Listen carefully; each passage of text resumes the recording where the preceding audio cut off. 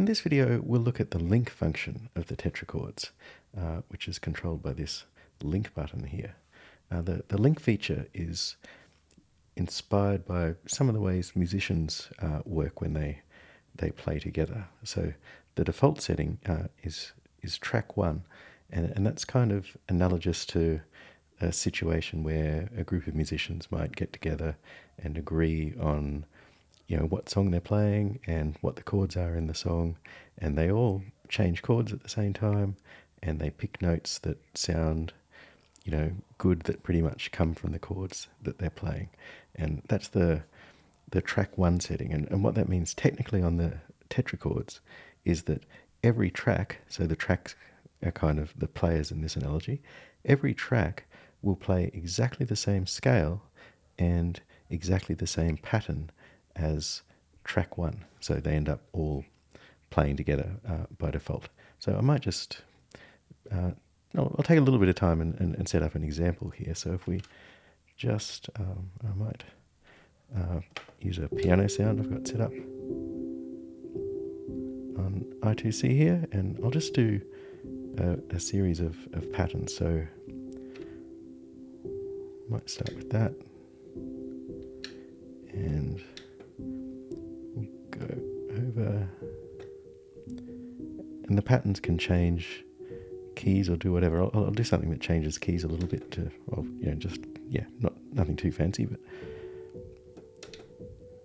we'll go back up to C. So we just went down to sort of a B kind of 7 sound. We'll go back up to C, play a minor chord, and finish back with a 5-1.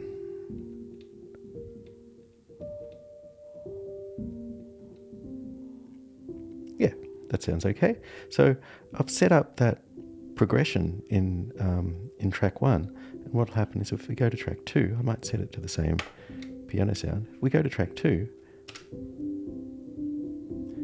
there's a little shortcut here. You can, if I hold, I'll just turn those notes off. If I hold down track and turn on those notes, it'll turn those notes on for every pattern in this progression.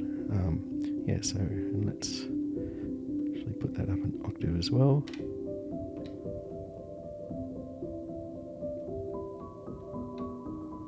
Maybe not that one.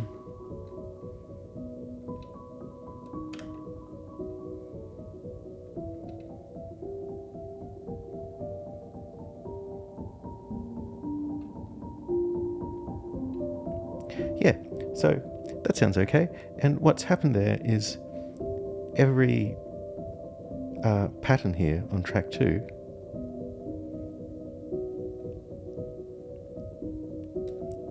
has got the same scale and root note and everything as track 1. So it's just totally following along. And that's the default mode, and you can do that with all the tracks. The next setting we might look at is half linked. So I'm on track 2 here, and I just set it onto half link. You'll notice you can't change track 1 because track 1 is track 1. It's always linked to itself. But here I just changed track 2 to half linked, which is the other setting. And what that does is it means that a track will always play the same pattern. So that's analogous to musicians who change chords together at the same time, but it's allowed to pick its own scale. And so that's one common place that happens in the real world might be in a jazz situation where people they all change chords together, but some of the players might play what they're called outside notes. They'll play from a scale that isn't so immediately obvious in the chord. So, for instance, what I could do here, so at the moment I went into half link mode and all the chords are just the same as they were before. But if I go maybe to this one, this is actually some sort of B7 chord, and a cool thing you can do over a B7 chord is you could go up to C and do a kind of Dorian thing, sort of, So if we have a listen to this, this one where this is still playing the scale together. Now it's doing something a little bit different. I might actually do the same thing with this one.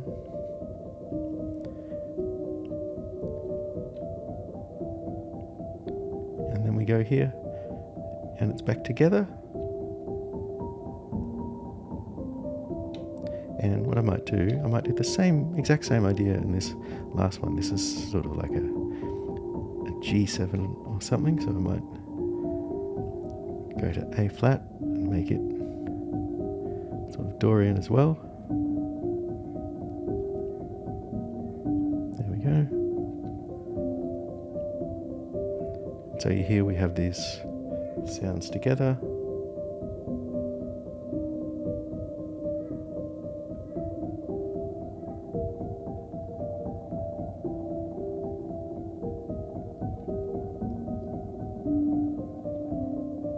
Yeah, and that's the half-link mode. And then the final mode is independent. And with the independent mode, you can kind of do anything you want. It can do its own scale, but it also can do its own pattern. And when I switch a track to independent, so at the moment there are 5 patterns, active here. But when I switch to independent, it'll just cut down. I think it'll cut down to 1 track. Anyway, doesn't really matter. But the thing is, when I change, so at the moment, say I'm on track 2 and I change patterns, and the other tracks are all changing patterns because of the modes we're in. If we go to independent, let's go to track 3, and I'll make it independent. And I might use this for some sort of bass line. So let's go. Oh, and it looks like it's still got the same patterns there. So it's just that they're independent now. So if I go up here and change, and so here we're on the 4th one, but if I go to track 3, it's still on pattern 1. Anyway, yeah, let's set this up. So we're independent, and we're on track 3. I'm going to route this to every CV out. I might use a synth for this sound. So track 3. CV out. I don't think I've tuned my oscillator up, so this might sound a bit gnarly, but anyway. And I might make this a sort of bass line, so I'll go down a bit. Let's see how that...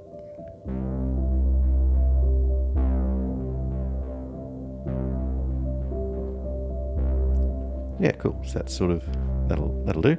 And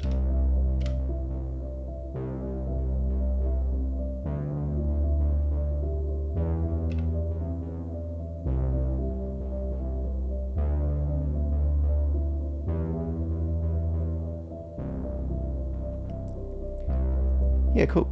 And so what I've set up here, this is one of the more common ways to use independent mode. Independent mode is one way where you can just do crazy stuff and do like polytonal things where you have completely different keys clashing with each other, and that can be very fun to play with. But one of the more common places you hear this sort of idea is where you just have maybe a bass line or a lead line that actually doesn't change while all the other instruments change around you. And that's sort of what I've set up here. So what we can do is just leave this bass line and then play around with those other chord changes going. And because this is in independent mode, the bass line will just stay where it is.